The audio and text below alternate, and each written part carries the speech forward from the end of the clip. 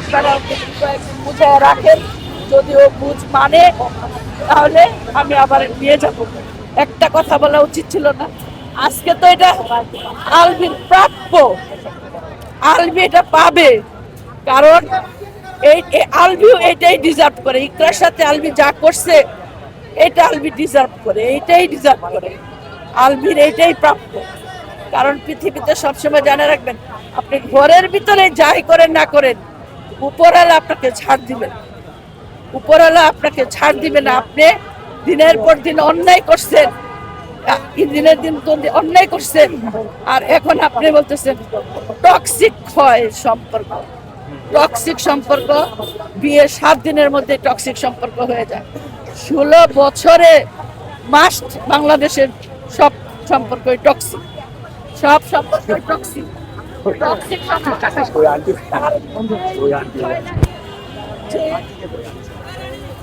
আমার ইকরার সাথে আমার টক্সিক সম্পর্ক চলে যায়, টক্সিক সম্পর্ক না হলে তো তুমি যা শান্তি খুঁজতে না, তুমি তো শান্তি খুঁজতে না। এই পাগল একটা ফজলুর রহমান বাবু বলে না যে আমার মেয়ে পাগল ছাগল যাই আছে, আমার মেয়ে আমার কাছে থাকবে, আমাকে ফিরিয়ে দে। এই টক্সিক মেয়েটাকে কি সে ফিরিয়ে দিতে পারতো না? ইকরার কেউ নাই, ইকরার কেউ নাই, ইকরার ইকরার কি কেউ নাই? এরা কারা? এরা তো ইকরার জীবনে ইকরা চেনে না, এরা কারা আসছে? ইকরার কেউ নাই। আলবি আজকে দেখুক যে ইকরার কি কেউ আছে কি নাই, ইকরার কি কেউ আছে কি নাই, শুধু আলবি দেখুক। আলবিকে আপনারা দেখতে দেন, আলবি দেখুক যে ইকরার কেউ আছে কি নাই। কি করতে ইকরা তো সংবাদ সম্মেলন করে মরে নাই, ইকরা কোনো চিঠি লিখা মরে নাই, কোনো মেসেজ দিয়া মরে নাই। তার মন খারাপ হয়েছে, সে মরে গেছে, তার মন খারাপ হয়েছে, সে মরে গেছে। যার জন্য আমার সমস্ত কিছু ত্যাগ করে আমি যার কাছে আসছি, সে আমাকে ত্যাগ করে চলে গেলে আমি বাঁচবো কেন? আমি কেন বাঁচবো? আমি কেন বাঁচবো? আমি তো বাঁচবো না। আর আমাকে আমাকে ছোট করে দিয়ে আমি কতবার ছোট, আমি যখন চলে আসছি আপনার কাছে, আমি তো তখনই সব শেষ করে চলে আসছি। আবার আপনি আমাকে ধীরে ধীরে ধীরে ধীরে পিষতে পিষতে পিষতে পিষতে আমার সম্পর্ককে টক্সিক করে নিয়ে আসছেন, টক্সিক পর্যন্ত নিয়ে আসছেন। এই টক্সিক মেয়েটাকে কি ফেরত দেওয়া যাইতো না? পরিবারকে দেখে কি ফেরত দেওয়া যাইতো না? একবার কি পরিবারকে ডাকা যাইতো না যে আপনারা এসে দেখেন আমি আর এই এই অবস্থা, এখন যে কোনো দুর্ঘটনা ঘটলে কিন্তু আমি এটার জন্য দায়ী না, এটা সে বলতে পারতো। তখন আপনাদেরকে আমরা বলতাম যে আলবি আমাদেরকে ডাকছে। আলবি, আমি এটা বলবো না যে আলবি কি এমন বলছে, আলবি কি এমন বলছে এটা ইকরা মারা গেছে, নো। আলবি কি এমন দেখাইছে, আলবি কি এমন দেখাইছে, কি এমন বলছে না, কি এমন দেখছে। আপনারা শুটিং এ যদি যেয়ে থাকে, আপনারা সেই পরিচালককে খুঁজে বের করেন কোন নাটকে শুটিং এ গেছে, কোন নাটকটা হয়েছে। ওখানে যদি শুটিং হয়ে থাকে, শুটিং স্পটের একটা কেক কাটার একটা পুরো আসবে না, ওইটা আসার পরে আপনার একটা ব্যক্তিগত আসবে, তাই তো? তাহলে কোন পরিচালকের কাছে আমারে নিয়ে যাবেন? আমি জিজ্ঞেস করতাম যে তোমরা কোন শুটিংটা তোমরা ওখানে করছো, কোন শুটিংটা করছো, কোন নাটকটা করছো নেপালে, যেটার জন্য ওখানে তোমাদের শুটিং স্পটে কেক কাটা হয়েছে। সেটা সেই কেক কাটা, আমি যদি মনে করেন যে ইকরা একদম অনেক খারাপ, অনেক খারাপ, ইকরা অনেক খারাপ, ইকরা অনেক খারাপ, আমি ইকরাকে, আমি আমার নায়িকাকে ধইরা আমি কেক খাওয়াইয়া ওই ছবিটা আমি পোস্ট করে দিলাম। আমার তো ওয়াইফ আছে, আমার এটা পোস্ট করতে হবে কেন? আমাকে এটা পোস্ট করতে হবে কেন? আমি তো আমার ওয়াইফ স্ক্রিন ছিল না।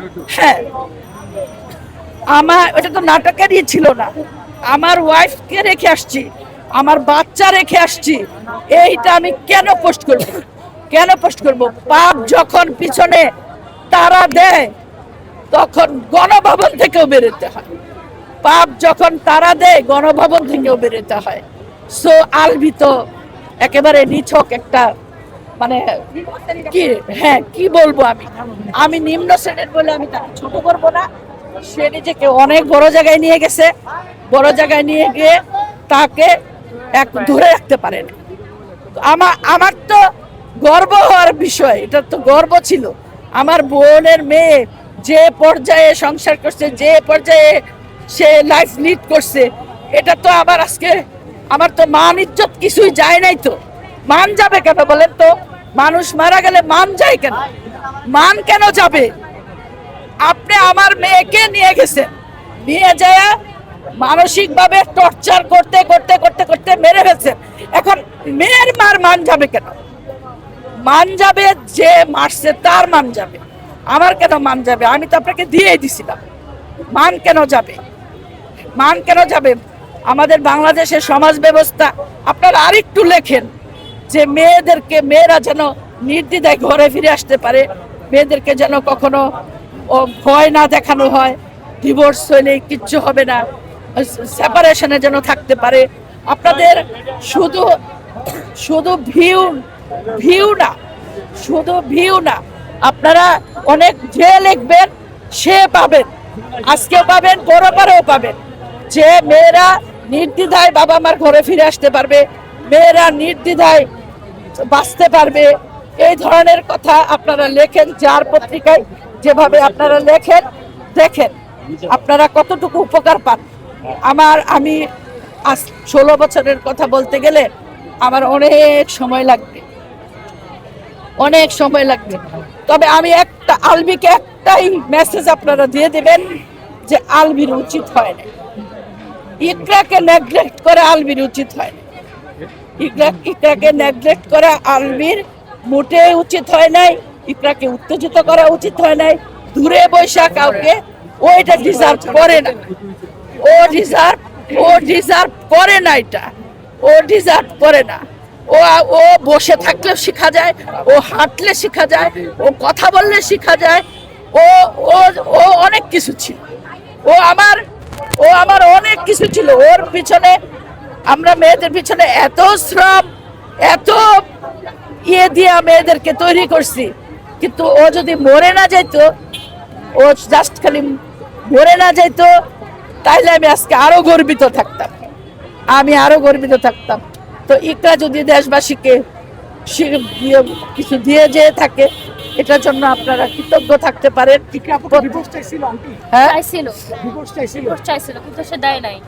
আমি যদি বলি আপনাকে যে ডিভোর্স চাইছিল, যে কথাগুলো বলছে যে ডিভোর্স চাইছিল, আমরা স্বামী স্ত্রীর ঝগড়ার এক পর্যায়ে বলি ঠিক আছে তুমি আমাকে ডিভোর্স দিয়ে দাও, আপনার ওয়াইফও যায় দেখেন আপনাকে বলে, তো এইগুলো তো আসলে এখন মানুষ খাবে না। কেন খাবে না এইগুলা? যে ডিভোর্স চাইছিল, ডিভোর্স দেয় নাই, মানুষ এগুলো খাবে না। কারণ প্রত্যেকটা হাজবেন্ড ওয়াইফ, আমি অনেক বলছি যে আমার ঠিক আছে সংসার হবে না, আলাদা হয়ে যাই, ডিভোর্স নিয়ে চলে যাই, এটা তো মেয়েদের কথার কথা, মেয়েরা মুখের কথা, এটা মেয়েদের মুখের কথা। কিন্তু মুখের কথা, হ্যাঁ, মায়ের কাছে মেয়েটা বেঁচে থাকতো ডিভোর্স নিয়ে, এটা একটা ডিভোর্সই কোনো কলঙ্ক না, ডিভোর্স হইলো আপনার সাথে আমার অ্যাডজাস্ট হচ্ছিল না, আমি একটু আলাদা থাকতে চাই, আমার আর জীবনটা আলাদা, কিন্তু এটার ব্যবস্থা সে করে দিয়ে যাইতে পারতো। সে এতটাই এতটাই মানে সে হয়ে গেছে, যার জন্য সে আর ইকরাকে মূল্যায়ন করতে পারে নাই। ইকরা ছিল ডায়মন্ড, ইকরা একটা ডায়মন্ড ছিল, আমাদের পরিবারের প্রথম সন্তান, সে আমার ডায়মন্ড ছিল। সে এমন কোনো সেক্টর নাই যে সে কাচি না, সে একটা ডায়মন্ড ছিল। এই ডায়মন্ডটাকে সে চুরি করলো, চুরি করে নিয়ে এই ডায়মন্ডটাকে আস্তে আস্তে সে ক্ষয় করলো। আবার আমরা বললাম যে ঠিক আছে, ডায়মন্ড জন নিয়ে গেছে, সে হয়তো রাখতে পারবে। সে এখন কি করলো, আমার ডায়মন্ডটাকে সে হারায় দিল, আমার ডায়মন্ডটাকে সে হারায় দিল। আমি আর কোথাও খুঁজে পাচ্ছি না যে আমার ডায়মন্ডটাকে আমি নিয়ে আসবো। আমি আর কোথাও খুঁজে পাচ্ছি না। আমার আর কারো কাছে কোনো প্রশ্ন নাই, আমার কোনো অভিযোগ নাই, কিচ্ছু নাই। শুধু আলবির কাছে একটাই প্রশ্ন, আলবি তুমি এটা না করলেও পারতে, তুমি এটা না করলেও পারতে। কারণ তিথি সুন্দরী নাকি তোমার নায়িকা, এটা আমার দেখার বিষয় না। আমার দেখার বিষয় হলো যে ও আমার কাছে চলে আসছে, ওকে আমি আমার সর্বস্বটা দিয়ে আমি রক্ষা করব। আমি রক্ষা করার পরে আমি যাদের যাদের রাখার আমি রাখবো, কিন্তু সেটা সে করতে পারে নাই। আলবির কাছে আমার একটাই প্রশ্ন যে তুমি ভুল করলা, তুমি ভুল করলা। তুমি 16 বছরে যদি একটা বারের জন্য তুমি ইকরাকে স্পর্শ করে থাকো, তাহলে তুমি এখন যেটা করছো সেটা তুমি ভুল করছো। তোমার ভুলের জন্য তুমিই দায়ী, আমরা না। তোমার ভুলের জন্য তুমি দায়ী। এখন তোমাকে যদি কেউ বাঁচাতেও পারে। হ্যাঁ, রিজিককে আমরা কোথায় আছে আমরা জানি না, কারো না কারো কাছে তো রিজিক আছে। আমরা তো রিজিককে তো আমরা চাই, রিজিককে আমরা খুব করে চাই, রিজিককে আমরা খুব করে চাই। কারণ রিজিককে পাইলে হয়তো আমরা অনেক ইমোশনাল হয়ে যাবে, আমরা অনেক কিছুই হয়তো আমরা অন্য চিন্তা করব, কিন্তু রিজিককে আমরা চাই, রিজিককে আমরা চাই। আমরা রিজিককে এমনিও রিজিককে দেখতে পাবো, করতে পারবো, কিন্তু আমরা ওইভাবে পরে আমরা আদালতের আমরা দ্বারস্থ হব যে আমি বললেই তো রিজিক আমাকে দিয়ে দিবে না। আইন আছে, আদালত আছে, বাবা বাচ্চা আছে, বাবা দাদির কাছে থাকে, আইনের